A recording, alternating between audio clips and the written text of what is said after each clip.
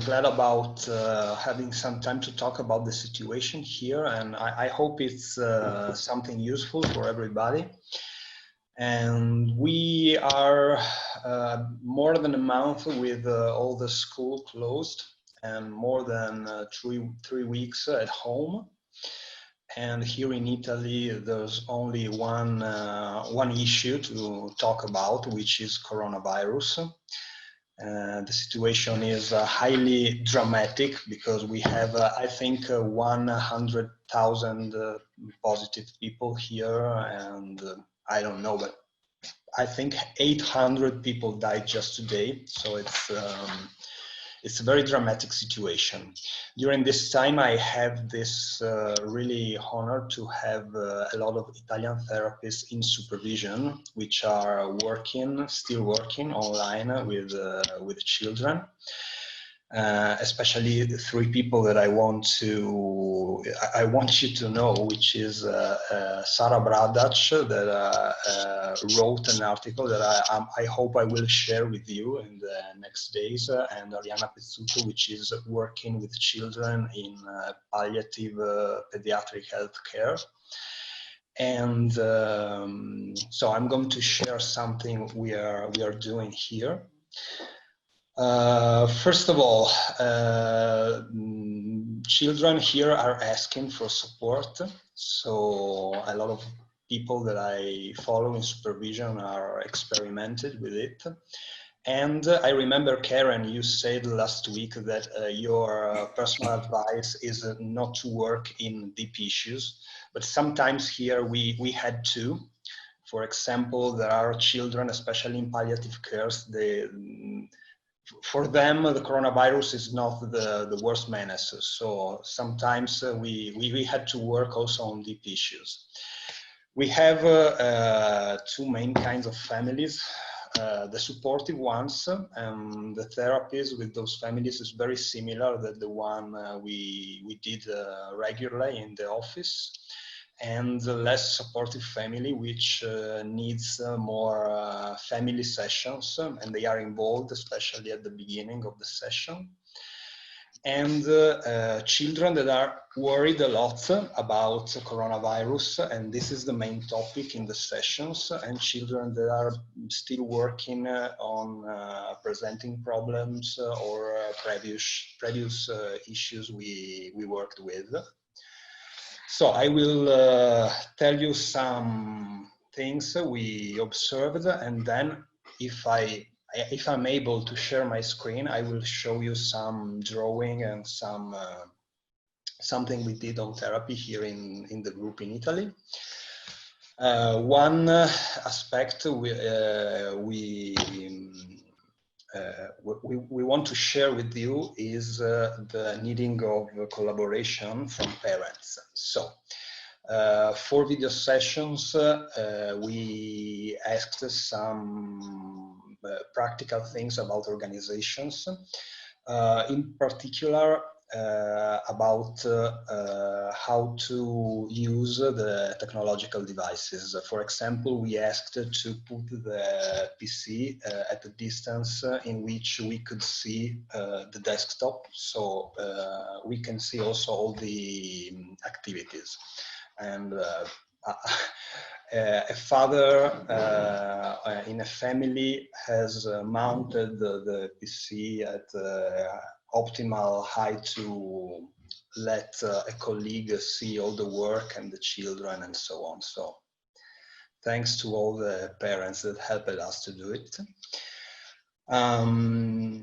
Usually the session works like this here. So the parents will set the session for the child, and then they will call us together usually, and they leave the child alone in the room and join us for the session at the end of the session. One thing we explained to children for online sessions seems not so important, but maybe it is how the webcam on the cell phone or the PC works. So It can happen that when you look on the screen, it seems that you don't look in the eyes of the person that you are in front with. So we played something with the children, and we make them notice that if you look on the webcam, it seems you don't look at the person, and the opposite. So we had some trial with this, and we laugh about it, and it was not a problem anymore. There's a privacy problem in our experience. So we talked about the fact that, for example, if a parent outside the room is going to hear screams or loud voices, this is something about expressing emotions, and they were quite comfortable about it, and some parents joked about it. For example, one said, yeah, I know, because it's the same that when I wait my son in the waiting room in your office. We used a lot of media also in the online sessions. I will show you briefly some drawing about the session of these weeks. We used drawings, and we used the Play-Doh, especially in families which already had that. One important thing is to settle all the media before the session, or always with the parents' collaboration. So we used puppets or little toys to do things like in the sand. We used objects in the room, and cards, which are quite useful also in webcam. Usually children want to share drawings in the webcam even while they are doing it, and they do proposal about the work. For example, one child said about the sand, hey, I have my kinetic sand at home, it's not the same as yours, but how about using it? So a colleague of mine did it. Something about what happened during the sessions and emotions that emerged in this crisis time. One general observation is that not all the anxious children we are following are more anxious now in this time of crisis. Some of my colleagues noticed that it's tricky for the obsessive compulsive children, which stays worse for the most. And we listed some emotions from the sessions. Sadness, for example, because we can't go out anymore, we have no school anymore, we can't work with friends. And I have some drawing about it that I wish to share, if I'm able to. I think you can, Giando. Okay.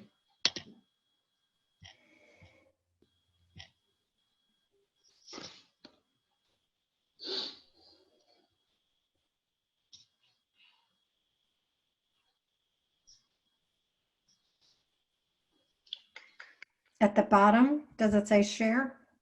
Yeah, share. I didn't disable sharing. Screen. There we go. Okay, can you see it? We can see your Zoom cloud meetings, yeah. Yeah. There we go. Oh, yeah, we can see that. Okay, great. So this is the first drawing I wanted to show you, which is a monster that destroys buildings in a desert town. The Italy towns are almost desert by now. One of the first sessions with a child. And this is about worries for coronavirus, of course. Here you can see another drawing about worries. In the left part, you can see a girl, and this is before the coronavirus. So the girl goes out, but she's sad because it's raining. And on the right side, you can see the girl that is angry because there's the sun outside, but she cannot go out because there's a lot of coronavirus in the air.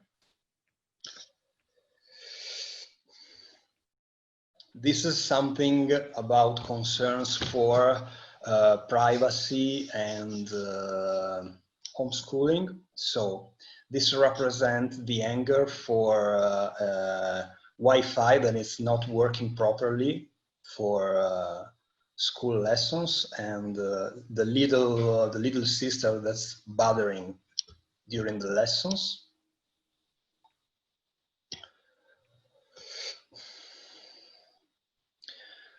Here you can see some worries about the situation created from the quarantine, which is, for example, school. We cannot go to the school anymore, and I can't see any one of my friends, and I cannot go out anymore. This is the representation of anger and worry for the things I can't do anymore. Are you still with me? Yeah, Giando, someone asked, you asked them to draw about something. What was the prompt for these? Which one? Any of them. Maybe you could just say, you say, draw about coronavirus, or how do these drawings, how do they know what to draw? Okay, I'll let you know.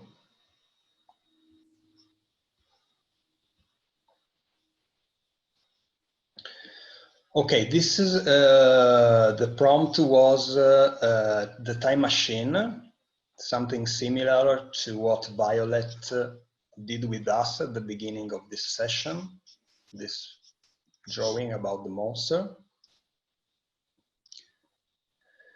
The prompt for this one was to draw something about the differences between before and after the coronavirus.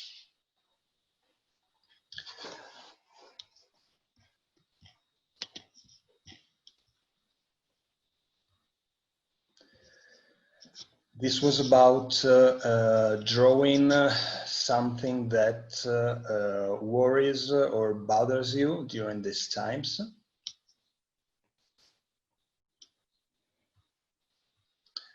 And this is something that is done with your advice, with the few minutes worry session inside the session. And this is the worries drawing. Ah, great. Okay, this is the input was to create something for representing sadness, fear, anger, and happiness. And this is the drawing about the happy moment, which is the moment at 6 o'clock in the afternoon, in which all the people in the surrounding from the windows sang together. And this is the happy moment.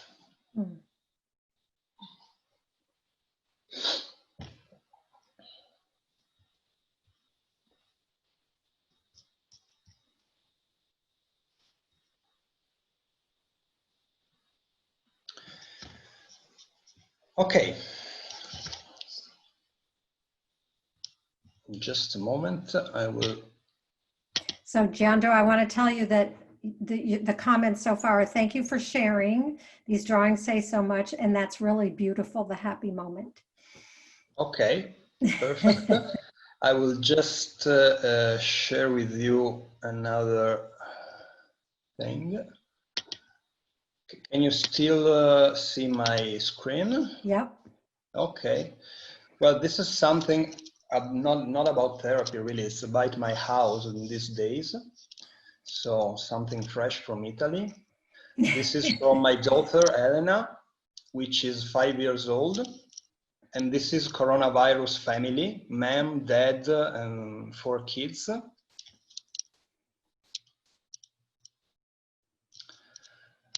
And this is from, I don't remember, yesterday. The day before yesterday. The day before yesterday, yes. And we registered the first positive case amongst puppets here in our house. Oh my So a tiger had to be put on quarantine, but we're still taking care of her and we're taking her food, and she's quite fine, but the other animals must keep separated from her. So my daughter is taking care of everyone. Mm. And well, this dog has just measles, so it's not affected with coronavirus. So quite okay.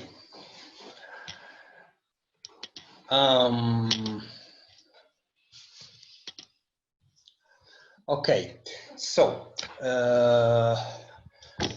some of the children that are in therapy really feels less anxious for a possible coronavirus disease in this moment of quarantine than before. And as I told you before, some of them that had phobias or fears or obsessions, as days goes by, are more and more preoccupied. So I will show you a last picture about it, about worries of one of those children.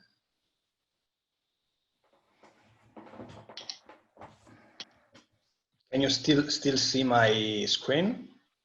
Well, we can see. There we go. Okay. So this is a man asking for help.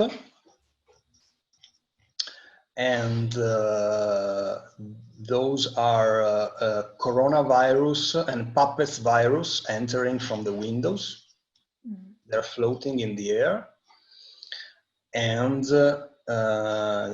this is the first picture. And in the second picture, the proposal was to draw something to help to control or defeat the virus somehow. So the child drew some kind of antibodies to defeat the virus and keeping it under control. And well, that's it by now. I don't have other materials to show you by now. I hope this was interesting. Well, it's interesting is one word. There's a lot of words for it, but it's very powerful, Giando. So thank you for sharing this.